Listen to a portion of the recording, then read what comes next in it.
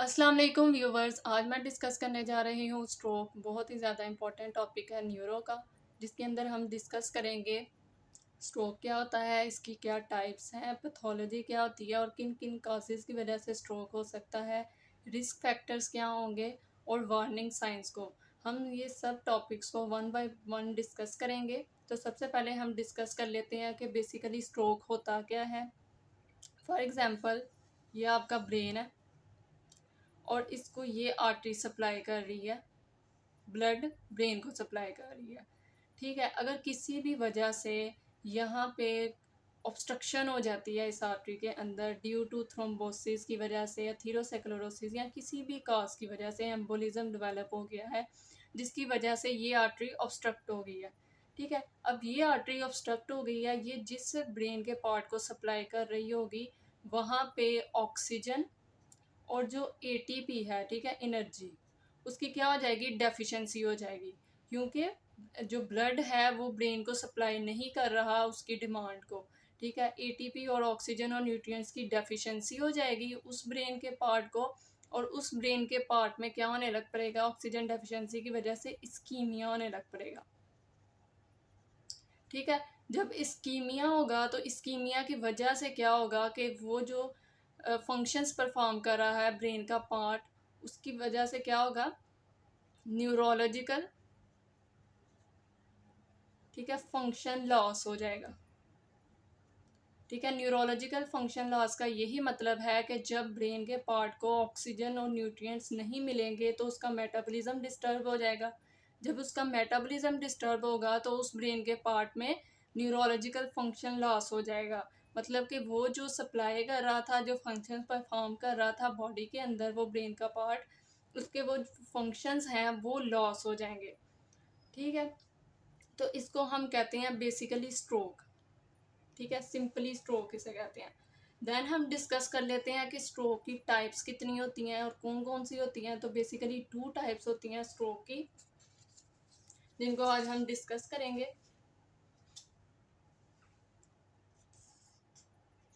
ठीक है, इसकी मिक्स स्ट्रोक फर्स्ट टाइप आ जाती है, एंड हेमरेजिक स्ट्रोक।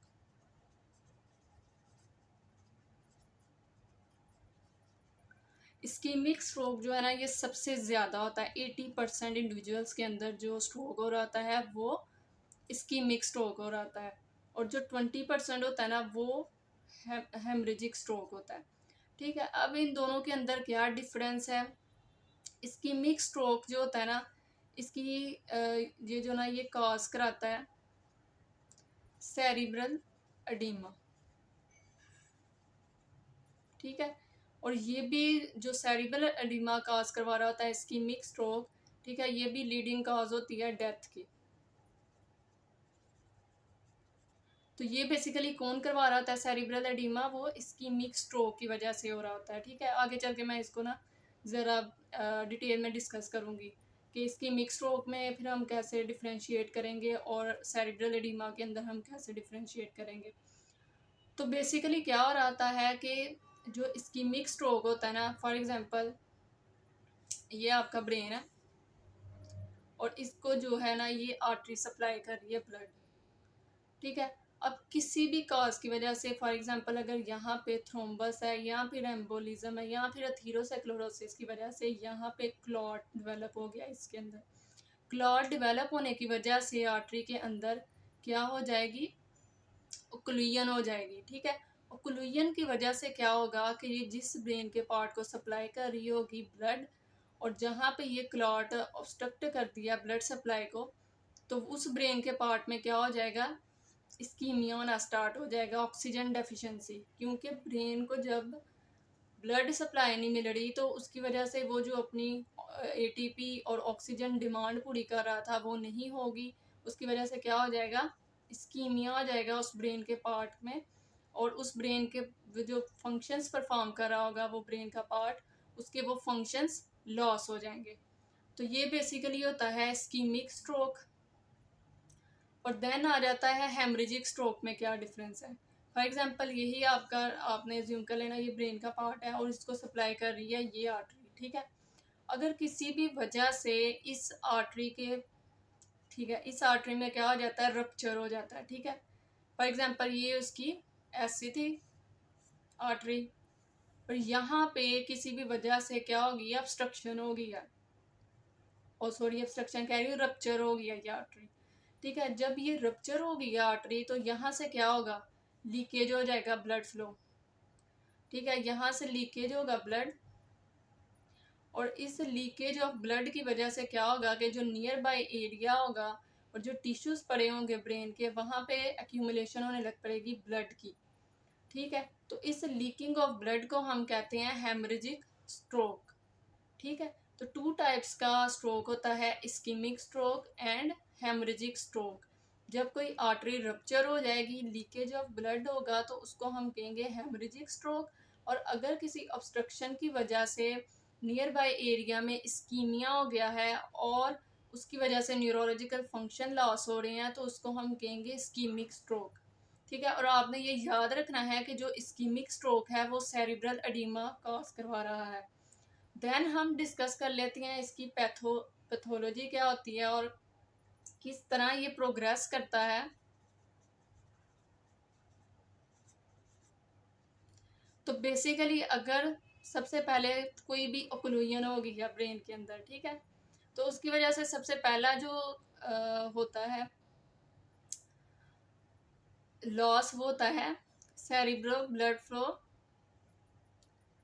जो होता है वो डिक्रीज हो जाता है, ठीक है। ब्रेन के अंदर जो सेरिब्रल परफ्यूजन होती है वो कम हो जाती है। उसका क्या मतलब होता है कि सेरिब्रल जो ब्लड फ्लो है वो कम हो गया। जब सेरिब्रल ब्लड फ्लो कम हो जाता है ऑब्स्ट्रक्शन की वजह से, तो उसकी वजह से क्या होता है कि एनर्जी फेलियर हो जाता है। ब्रेन को अब न्यूट्रिएंट्स और ऑक्सीजन वगैरह नहीं मिलेंगे, तो एनर्जी फेलियर हो जाएगा। एनर्जी फेलियर के अंदर क्या हो रहा है कि एटीपी जो रिडक्शन होती है ना वो डिक्रीज हो रही होती है, ठीक है। एटीपी रिडक्शन डिक्रीज हो जाएगी। जब एटीपी रिडक्शन डिक्रीज हो जाएगी तो इसकी वजह से क्या होगा कि एटीपी जो पहले थी ब्रेन के अंदर, उसके सेल्स के अंदर स्टोर्स थी, वो भी आहिस्ता आहिस्ता यूटिलाइज होने लग पड़ेगी, और स्टोर्स जो हैं वो भी डिप्लीटेड हो जाएंगे, ठीक है। जब स्टोर्स भी ख़त्म हो जाएंगे एनर्जी स्टोर्स, तो उसकी वजह से क्या होगा कि ब्रेन जो है ना वो कंपनसेटरी मैकेनिज्म शो करेगा, ठीक है, कंपनसेट करने की कोशिश करेगा इस एनर्जी डिक्रीज को। तो उसके अंदर क्या होगा कि सेल मेम्ब्रेन जो है ना वो डीपोलराइजेशन होने लग पड़ेंगी, ठीक है। सेल मेम्ब्रेन डीपोलराइजेशन हो जाएगी। जब सेल मेम्ब्रेन डीपोलराइजेशन होगी तो उसमें क्या होता है कि आइंस का एक्सचेंज होगा, यानी कि इनफ्लक्स ऑफ कैल्शियम, सोडियम और क्लोराइड जो आइंस है ना, इनका एक्सचेंज होगा अक्रॉस द मेम्ब्रेन, ठीक है। जब इनका एक्सचेंज होगा तो इसकी वजह से क्या होगा कि जो कैल्शियम है ना वो इंट्रासेलुलर कैल्शियम, ठीक है, इंट्रासेलुलर कैल्शियम जो है ना वो इंक्रीज हो जाएगा। जब इंट्रासेलुलर कैल्शियम इंक्रीज हो जाएगा तो इसकी वजह से क्या होगा कि जो कैल्शियम है ना वो जो, ठीक है, ये जो कैल्शियम है ना ये इंटरेक्ट कर जाएगा जो इंट्रासेलुलर फॉस्फोलिपिड्स होंगे उनके साथ, ठीक है। जब ये उनके साथ रिएक्ट कर जाएगा इंट्रासेलुलर फॉस्फोलिपिड्स के साथ, तो ये क्या कराएगा, ये फ्री रेडिकल्स फॉर्मेशन स्टार्ट कर देगा। और आपको पता है कि जो फ्री रेडिकल्स होते हैं वो बहुत ही ज़्यादा डेंजरस होते हैं हमारी सेल्स के लिए और एनीथिंग पार्ट के लिए, ठीक है, पार्ट ऑफ सेल बॉडी के लिए, ठीक है। तो फ्री रेडिकल्स बहुत ही ज़्यादा डेंजरस होते हैं सेल्स के लिए, तो ये सेल डेथ कॉज करवा देते हैं।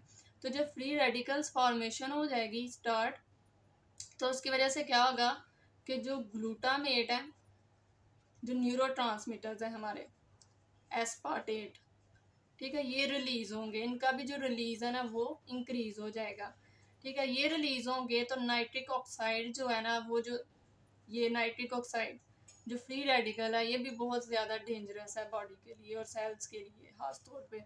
तो नाइट्रिक ऑक्साइड का रिलीज भी इंक्रीज हो जाएगा, ठीक है। जब नाइट्रिक ऑक्साइड का रिलीज इंक्रीज हो जाएगा तो इसकी वजह से क्या हो जाएगी, अल्टीमेटली सेल डेथ हो जाएगी, ठीक है। तो इसकी वजह से क्या होता है कि बेसिकली सेल डेथ हो जाती है न्यूरॉन्स जो होती हैं उनकी आहिस्ता आहिस्ता डीजनरेशन स्टार्ट हो जाती है और देन हमारे पास न्यूरोलॉजिकल फंक्शंस लॉस होते हैं, जो कि हमें सिम्टम्स के थ्रू पता चल जाता है कि इस फलाने बंदे को ये मसला है। ठीक है, तो ये बेसिकली इसकी पैथोलॉजी थी, क्या थी कि सेरिब्रल ब्लड फ्लो कम होगा, एनर्जी फेलियर हो जाएगा, एनर्जी फेलियर की वजह से एटीपी रिडक्शन कम हो जाएगी, आहिस्ता आहिस्ता स्टोर डिप्लीटेड हो जाएंगे, सेल मेम्ब्रेन डिपोलराइजेशन होगी थ्रू कंपनसेशन मैकेनिज्म के थ्रू। उसकी वजह से क्या होता है कि आयंस का एक्सचेंज होगा, आयंस का एक्सचेंज की वजह से जब कैल्शियम ज़्यादा इंट्रासेलुलरली चला जाएगा तो वो फॉस्फोलिपिड्स के साथ रिएक्ट करेगा, फ्री रेडिकल फॉर्मेशन होगी और अल्टीमेटली न्यूरोट्रांसमीटर्स रिलीज होंगे, जिसकी वजह से नाइट्रिक ऑक्साइड एक्सेस में रिलीज हो जाएगा और अल्टीमेटली क्या हो जाएगी, सेल की डेथ। तो ये बेसिकली आपने इतनी सी इसकी बस याद कर लेनी है पैथोलॉजी। देन हम डिस्कस कर लेते हैं कि कौन से साइंस एंड सिम्टम्स आएंगे जिनकी वजह से हमें पता चलेगा कि इस पेशेंट को स्ट्रोक है। तो उसको क्लिनिकली हम डिस्कस कर लेते हैं साइंस एंड सिम्टम्स। ठीक है, सबसे पहले क्या होगा कि पेशेंट्स को मोटर सिम्टम्स आएंगे। ठीक है, मोटर सिम्टम्स के अंदर क्या क्या आएंगे कि उस पेशेंट को कॉन्ट्रालेटर यानी कि ऑपोजिट साइड का हेमीप्लेजिया, ठीक है, हेमीप्लेजिया हम कहते हैं मसल पैरालिसिस को, या फिर हेमीप्रेसिस होगा। ठीक है, हेमीप्रेसिस और हेमीप्लेजिया के अंदर ये डिफरेंस है कि हेमीप्लेजिया हम पैरालिसिस को कहते हैं और हेमीप्रेसिस हम कहते हैं मसल वीकनेस को।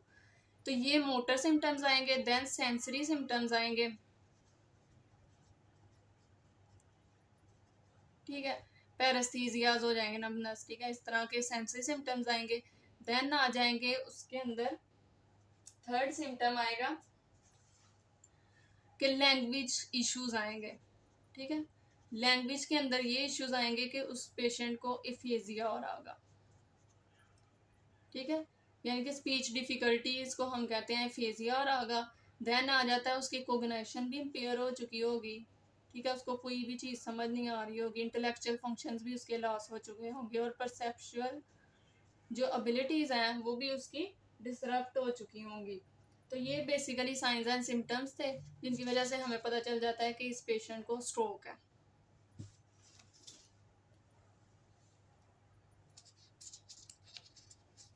ठीक है, और ये जो सिम्टम्स है ना ये मोर देन 24 आवर्स यानी कि रहेंगे डे में, जिसकी वजह से हमें और क्लियर हो जाता है कि ये स्ट्रोक ही है। ठीक है, देन इधर मैंने आपको बताया था कि जो स्कीमिक स्ट्रोक है ना वो सेरिब्रल एडीमा काज करवा रहा है। और अब हमें कैसे पता चलेगा कि इस पेशेंट को इस्कीमिक स्ट्रोक हुआ है या फिर इस्कीमिक स्ट्रोक की वजह से सेरिब्रल एडीमा हुआ है, तो ये हमें पता चलेगा क्लिनिकली सिम्टम से। तो ये आपको बताना ज़रूरी है कि इस्कीमिक स्ट्रोक और सेरिब्रल एडीमा जब होगा तो क्या पेशेंट किस तरह प्रेजेंट करेगा क्लिनिकली, तो उसको हम डिस्कस कर लेते हैं अब।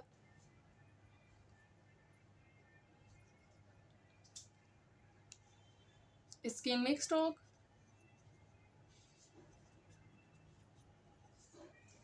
और सेरिब्रल एडीमा,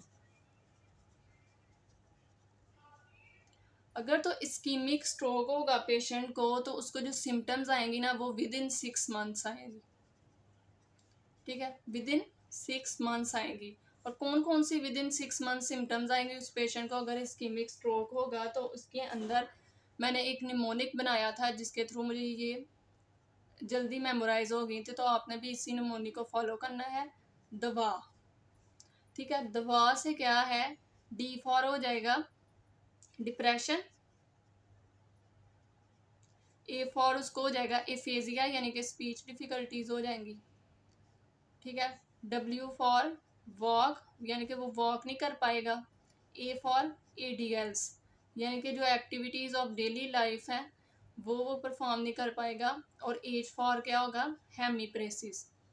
ठीक है, इस निमोनिक की वजह से आपको कभी भी ये नहीं भूलेंगी डिसेबिलिटीज़। ठीक है, दवा निमोनिक है। देन आ जाता है सेरिब्रल एडीमा अगर होगा इस्कीमिक स्ट्रोक की वजह से, तो वो हमें कैसे पता चलेगा कि इस पेशेंट के अंदर सेरिब्रल एडीमा ज़्यादा होने की वजह से आपको पता है कि जो इंट्राक्रेनियल प्रेशर होता है वो राइज हो जाता है। जब इंट्राक्रेनियल प्रेशर राइज हो जाएगा तो हमें फॉलोइंग क्लिनिकल सिम्टम्स जो है ना वो अपीयर होना स्टार्ट हो जाएंगी, और पेशेंट जो है ना वो क्लिनिकली प्रेजेंट करेगा, उसकी हार्ट रेट इंक्रीज हुआ होगा, पल्स प्रेशर्स इंक्रीज हुए होंगे, उसके साथ साथ उसकी जो कॉन्शियसनेस है ना वो डिक्रीज होगी, मतलब कि वो कोमा में जा सकता है, और ठीक है वो कोमा में जा सकता है। ठीक है, उसके बाद आ जाता है कि उसकी जो रेस्पिरेशंस हैं वो भी इरेगुलर होंगी। ठीक है, यानी कि वो इरेगुलर होंगी, रेस्पिरेशंस इरेगुलर होंगी, मतलब कि उसके जो ब्रीथिंग पैटर्न्स हैं वो करेक्ट नहीं होंगे, और उसके अलावा उसको वॉमिटिंग होगी, और उसको पेपिल एडिमा हो जाएगा। ठीक है, ये सबसे ज़्यादा मोस्ट इम्पॉर्टेंट क्लिनिकल साइन होता है पेपिलर एडिमा, जिससे हमें पता चल जाता है कि इस पेशेंट के अंदर सेरिब्रल एडिमा है और उसकी वजह से इंट्राक्रेनियल प्रेशर जो है ना वो राइज हुआ हुआ है।